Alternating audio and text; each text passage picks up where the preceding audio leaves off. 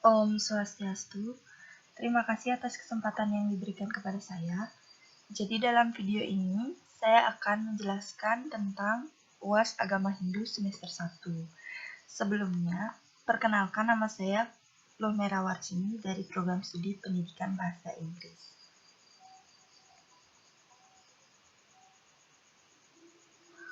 Baik, langsung saja untuk pertanyaan yang pertama.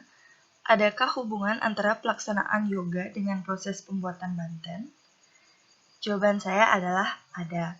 Hubungan antara proses pembuatan banten dengan yoga adalah dalam proses pembuatan banten selalu didasari dengan kestabilan jiwa dan raga yang merupakan tujuan dalam pelaksanaan yoga. Jadi dalam hal ini dapat dikatakan bahwa proses pembuatan banten merupakan salah satu aplikasi atau penerapan dari yoga itu sendiri.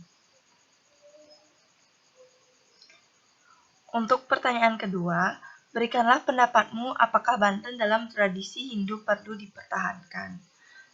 Menurut saya, banten dalam tradisi Hindu perlu dipertahankan karena selain berfungsi sebagai sarana untuk mendekatkan diri serta mengucapkan rasa terima kasih kepada ide Sang Yang Widi Wasa, banten juga merupakan salah satu wujud ritual keagamaan yang diwariskan secara turun-temurun dari para pendahulu serta termasuk ke dalam kearifan lokal yang perlu dilestarikan eksistensinya.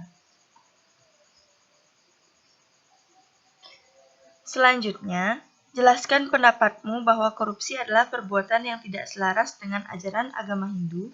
Konsep-konsep apakah yang dalam agama Hindu dilanggar, dan beri contoh. Jawaban saya adalah, dalam agama Hindu, korupsi merupakan salah satu tindakan yang dilarang oleh agama karena perilaku tersebut melanggar aspek-aspek etika agama yang terdapat dalam agama Hindu. Perilaku korupsi menurut perspektif agama Hindu digolongkan ke dalam pancema, yang artinya 5 perbuatan yang dapat menyesatkan manusia serta menyebabkan manusia menyimpang dari jalan kebenaran atau dharma. Dalam pancema, perilaku korupsi termasuk ke dalam bagian kelima yang disebut dengan memaling atau mencuri. Korupsi dianggap sebagai tindakan pencurian karena perilaku mengambil sesuatu yang bukan hak miliknya untuk memperkaya diri sendiri, serta dilakukan dengan cara melanggar norma hukum untuk memperoleh apa yang diinginkan yang menyebabkan kerugian terhadap negara. Selain itu, korupsi juga melanggar ajaran Catur Purusa Arta, yaitu 4 tahapan untuk mencapai moksa.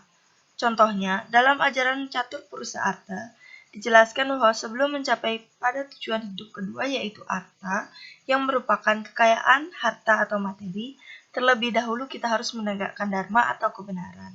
Sementara korupsi dilakukan dengan cara memperoleh harta tanpa didasari dengan ajaran kebenaran karena perilaku tersebut dilakukan dengan cara melanggar etika yang jelas menyimpang dari ajaran kebenaran.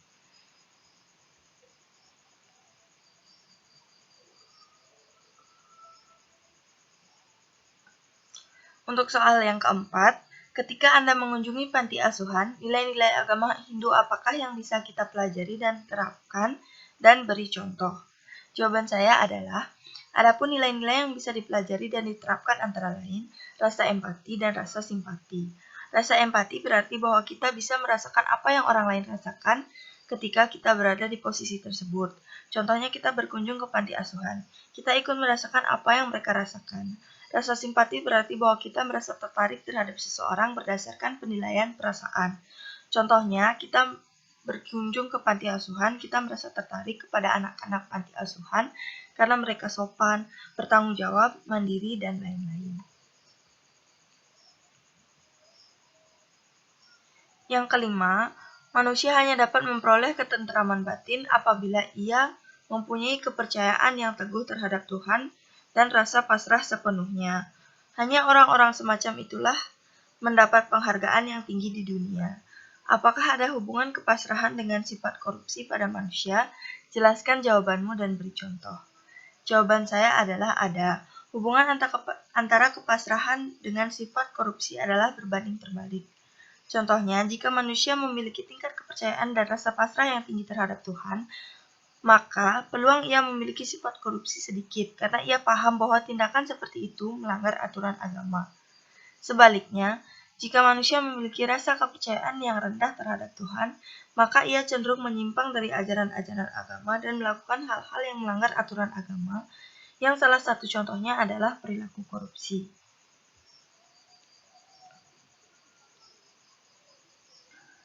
Soal ke-6 yaitu, dalam konteks pemujaan, manusia hanya akan dapat menyadari kebenaran bila ia memupuk keselarasan dalam pikiran, perkataan, dan perbuatan. Kurangnya keselarasan di antara ketiga hal ini sama aja dengan dusta. Orang semacam itu tidak dapat mencapai kesempurnaan. Hubungkan pernyataan itu dengan yoga dan pranayama yang Anda temukan dalam pengkajian Yoga Center selama ini. Nah, dalam konteks pemujaan, manusia hanya akan dapat menyadari kebenaran bila dia memupuk keselarasan dalam pikiran, perkataan, dan perbuatan. Kurangnya keselarasan di dalam ketiga hal ini sama saja dengan dusta. Orang semacam itu tidak dapat mencapai kesempurnaan. Pernyataan ini berkaitan dengan yoga, karena di dalam yoga, keselarasan merupakan tujuan pelaksanaan yoga. Keselarasan dalam yoga akan dapat dicapai apabila kita melakukan hal-hal dalam tahapan-tahapan yoga dengan benar seperti melakukan pranayama. Pernyataan ini juga berkaitan dengan tahapan yoga yaitu pada bagian yama dan niyama. Dalam tahapan tersebut dijelaskan bahwa manusia harus melakukan pengendalian diri secara jasmani maupun rohani untuk mencapai keseimbangan dan keselarasan yang merupakan tujuan dari yoga itu sendiri. Apabila manusia belum mampu mengendalikan diri sepenuhnya dari hal-hal yang berkaitan dengan keduniawian dan belum bisa memfokuskan pikiran pada satu titik tertentu, maka ia tidak akan mampu mencapai keselarasan tersebut.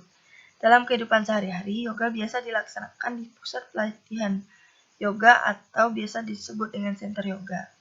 Di sana orang-orang akan dilatih bagaimana melakukan tahapan-tahapan yoga yang baik dan benar sehingga keselarasan dan yang dimaksud bisa terwujud.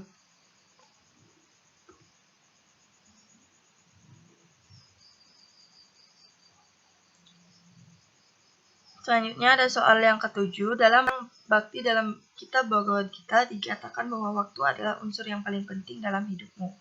Krishna mengajarkan dalam Gita bahwa walaupun engkau tidak begitu berhasil melaksanakan ketidakterikatan kepada benda-benda duniawi, jika engkau melaksanakan semua pekerjaan dan kewajibanmu seperti sembahyang, mempersembahkan segala yang engkau kerjakan kepada Tuhan, maka hidupmu akan diberkatinya. Apakah makna ungkapan Bhagavad Gita yang dimaksud? Jawaban saya adalah, makna dari ungkapan Bhagavad Gita tersebut adalah, meskipun kita tidak sepenuhnya berhasil melaksanakan pengendalian diri dari hal-hal yang berkaitan dengan keduniawian, namun jika kita taat melaksanakan ajaran-ajaran agama serta melaksanakan kewajiban yang kita persembahkan kepada Tuhan, maka Tuhan akan selalu memberkati kita. Untuk soal yang ke-8, ngaben banyak orang menyebutkan bahwa upacara itu sangat boros. Bagaimanakah menurut Anda ngaben itu? Apakah perlu dilakukan? Nah, jawaban saya adalah ngaben merupakan salah satu bentuk pelaksanaan yatnya dalam umat Hindu, yaitu digolongkan ke dalam upacara pitrayatnya, yaitu persembahan yang ditujukan untuk leluhur. Upacara ini bertujuan untuk mengembalikan roh seseorang yang telah meninggal ke tempat asalnya. Menurut saya, ngaben tetap perlu dilaksanakan, karena upacara ini memiliki makna penting bagi umat Hindu. Perihal biaya yang mahal bisa diatasi dengan mengikuti ngaben massal yang serentak dilaksanakan di setiap desa kurang lebih 5 tahun sekali. Dengan mengikuti ngaben massal, maka biaya yang dikeluarkan untuk segala keperluan ngaben sedikit berkurang.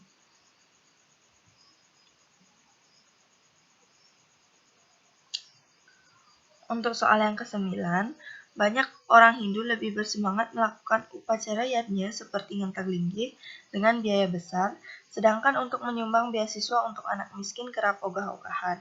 Bagaimanakah pendapatmu menghadapi realita ini?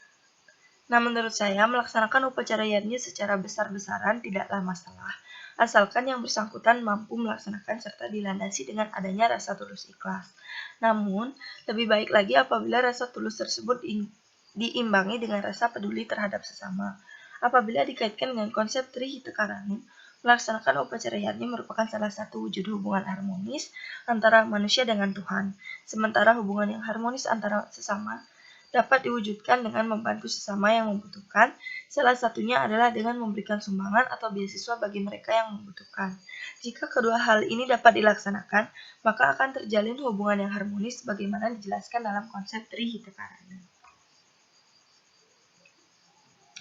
Nah, soal nomor 10, Yatra Yogeswara Kresno Yatra Parto Danurdarah Tatra Sriwijayo Butir Dhruwa Nitir Matir Mama. Artinya, di mana ada Krishna penguasa yoga dan Arjuna yang bersenjatakan busur perkasa, di sana ada kesejahteraan, kejayaan, kemuliaan, dan moral yang langgeng. Nah, berikan contoh untuk pelaksanaan dalam kehidupan sehari-hari. Nah, contoh pernyataan Bhagavad Gita tersebut dalam kehidupan sehari-hari antara lain, diibaratkan Sang Kresna sebagai ilmu pengetahuan dan Sang Arjuna sebagai energi. Jika kedua unsur ini bergabung, maka terciptalah kemenangan, kejayaan, dan kesejahteraan. Contoh yang lainnya, Sang Kresna bisa diibaratkan sebagai Atma yang bersemayam dalam diri manusia, sedangkan Arjuna merupakan tubuh manusia itu sendiri. Jika kedua unsur ini bisa bergabung secara sejati, maka terciptalah kebenaran yang sejati.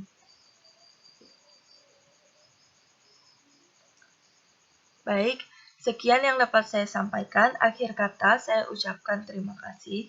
Om Santi Santi Santi Om.